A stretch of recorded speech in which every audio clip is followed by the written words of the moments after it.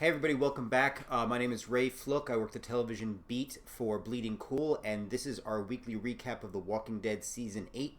We're going to be taking a look at Episode 5, The Big Scary You. And for those of you who've been along for the ride, hopefully all of you have been, for the last 3 episodes, we were getting just non-stop action, really from the perspective of Rick's Alexandria, the Hilltop, and the Kingdom.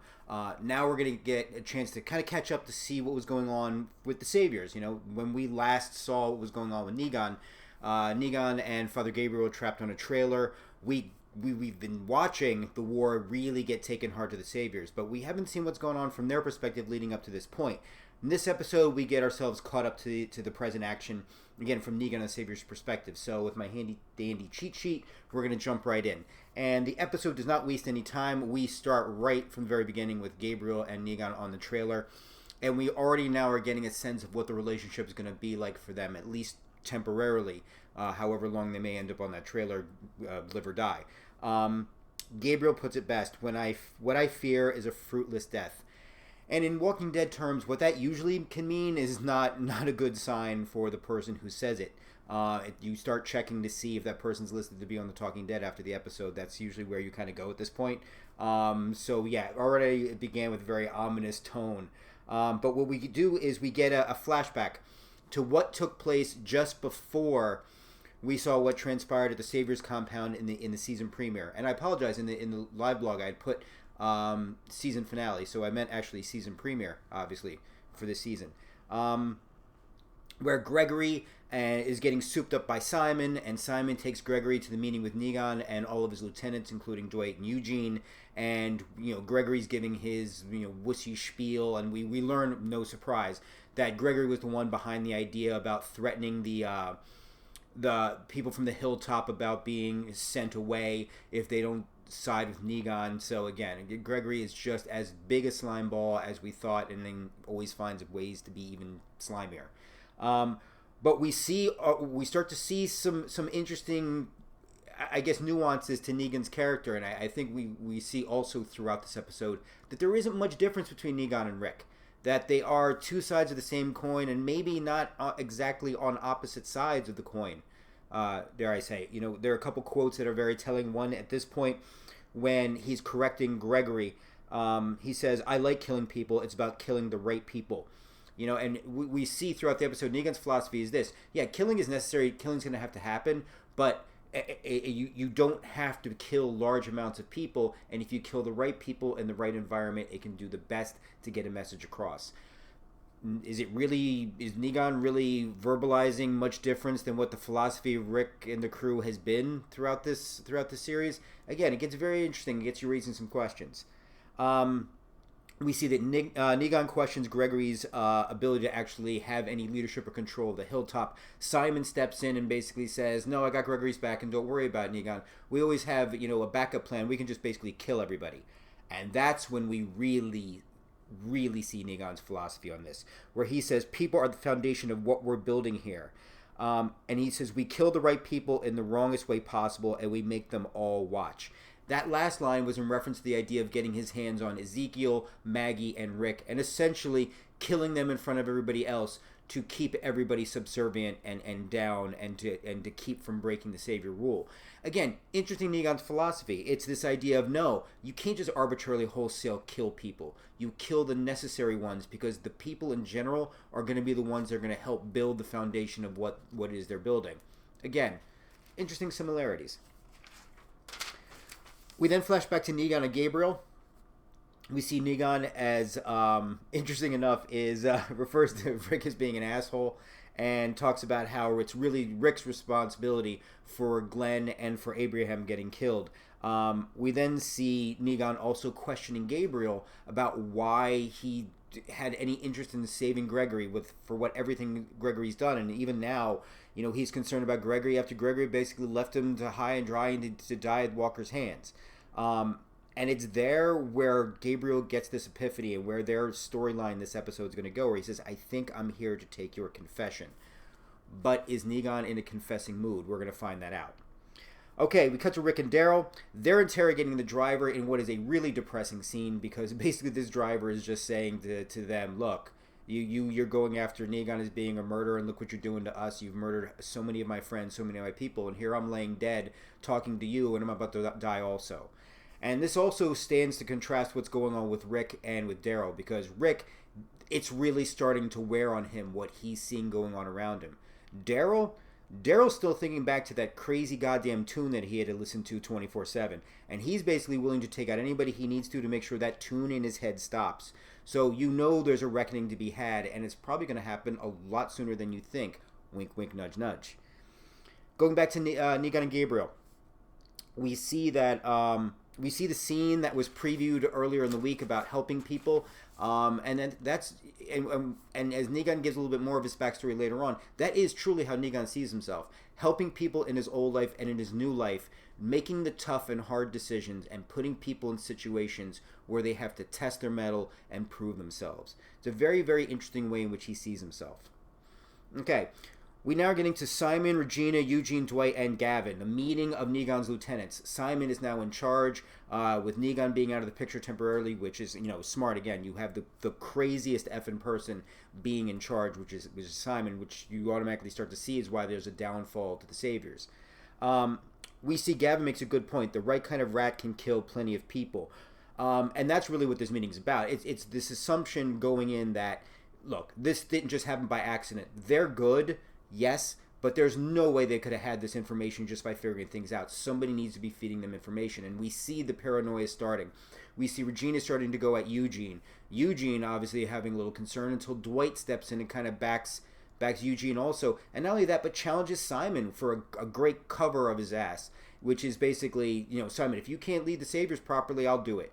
Which was a nice way to deflect and get Simon coming back on his toes, but again, you're jousting with a crazy man, so you do take a chance. So I do think Dwight chanced it a little bit, but it was a play that played off really, really well. Later we see a scene where Dwight's at his room. Eugene shows up and brings him a peace offering of some pickles that he grew, with the symbolism, of course, that they will be getting out of their pickle pretty soon. We're starting to see the friendship and the connection happening between Dwight and Eugene. Both of them, I think, suspecting certain things about the other, but neither of them willing to show their cards, understandably so, because again, one bad mistrust considering where they're both at, and they're both going to be dealing with Lucille up beside the back of their head. We go back to Negan and Gabriel, and we start to get the makings of Negan's backstory. We start to find, he references that he used to work with kids. And how he would show them their weaknesses. As he says, you use your weaknesses to drive your strength. And he talks about how he used to always try to emphasize people to make them stronger, to make them better, to be able to deal with the stresses and the anxieties that are going on with life. But Gabriel senses that there is something more that's going on, and Gabriel starts to push and starts to question about why the certain things happen and why he runs the Saviors and the community the way he does. And everything is going good until Gabriel gets to the question about the women, and that is an answer Negan does not have a safe and honest answer to, and he snaps, and he just brutalizes Gabriel to the point where Gabriel just locks himself away in a separate part of the trailer while Negan just flips the hell out, smashing walker hands all over the place just to get his frustrations. So we cut from there. We got a potential fight, and then we get to Rick and Daryl, where it's basically Rick and Daryl fight, ladies and gentlemen. I mean, we've been talking about this for a while. It's been building up. First off, it's the classic older brother, younger brother situation. Clearly, they're both not on the same page, so big picture, this isn't good. But short term, I think it was really necessary. Plus, something happened that showed, again, the sheer short-term stupidity of what they were doing. After everything they've been through, the explosion of the truck, they lost access to all the guns. Now, on the plus side, that means the Savior's not getting them either. But again, after everything they've been through, to lose those guns like that, especially because they just couldn't get their shit together, is hopefully a bit of an eye-opener. I doubt it. I'm a little concerned about that. Also, a little spoiler for everybody out there. I'm not going to do your homework for you, but it's very funny when Rick makes the reference about the chokehold, because that reference is very early on in the series. So I advise you to check on that and then see if you can pick up on what his reference was there. We then see that at this point, Rick and Daryl are just going to have to agree to disagree. With Daryl, it's about winning. For Rick, it's about staying with the plan and winning. So it's interesting to see where this is starting to separate. But Daryl's off to cover his part and do what he needs to do. Rick is now off to cover his part, and we're going to see in a couple minutes where exactly Rick is going there. We're back to Negan and Gabriel. Gabriel confesses finally through that locked area about his biggest sin. As we know his backstory about how he locked himself in with his congregation while his congregation was killed from the outside. This gets Negan to then confess what is his greatest weakness and his greatest regret, and it has to do with his wife, not just with how he treated his wife, screwing around with his wife, lying to her. She was also deathly sick, and in the end that he could not kill her when she died and she turned. Now again, being the cynic, I'm not sure how much of this may actually be true. It does seem like in the given situation that it would make sense that Negan would say that, because it didn't look like Gabriel was going to be going anywhere anyway. It's also a huge nod back to the backstory that was published by Image. So I think that was a really great telling moment. I think it's also a very telling moment when we see essentially how they get out of the trailer, which is the old standby, of course, which is cover yourself in walker guts and start walking your way out. Which goes great until things don't go great, and then all of a sudden we see Gabriel and Negan having to fight their way out, which is scary in and of itself because we start to see walkers falling from up above, which is a great visual. Show's been doing a great job in showing walkers like tumbling down hills or falling from up above and stuff, giving us really good creepy angles. So again, Greg Nicotero especially props on that one. He's been doing an excellent job. We then get to Simon and the workers. The workers are turning on Simon and the Saviors because they feel like Negan's not around. There's rumors that Negan's dead. Power's being cut. Workers are working long hours. They're not getting the food and the rations that they want. And then Negan, of course, arrives. It gets interesting because Negan isn't happy with the way some of the lieutenants were treating the workers, but he puts the workers' mind at ease. He goes to meet with the lieutenants, and of course, Negan puts it out there. There's no way any of this happening without something going wrong. And specifically looking at Simon and saying, something's happening on your watch. You need to fix this and find this. But more specifically, he said that to Eugene. And Eugene essentially, it's like, Eugene, you're my problem solver, you're my fixer. I got your back, no problems, no harm, no foul. You got this, I know you do. But just so you know, should you not, I'm going to do you the favor of killing you so you don't turn into a walker or anything. So no matter what, you can thank me. In what is possibly one of the most beautiful passive-aggressive speeches I've ever heard. It was just fantastic. All right, getting towards our end, we see Rick. Rick is making her way, that we learn later on, we find out he's making his way to the Scavengers to tonight's episode work on another deal to see if they will finally come to their side. We also see that Rick sees a helicopter. Now, is it in his mind? Is it actually happening? We don't know, but damn, does that raise a lot of other questions moving on. And it automatically starts getting us to think beyond all-out war. And with only about 3 episodes left, we really should. Cut back. We've got Eugene going to check on Gabriel in his cell. Gabriel's not answering. The door opens. Gabriel is sick. We find out through his words that he was there to get the doctor and smuggle the doctor back to the hilltop. Now our question is, what's wrong with Gabriel? Did he get bit? Was he bit by one of the walkers in the fight and we didn't see it? We don't know. We know Eugene's trying to figure out what's going on, and then that's kind of how we're ominously left.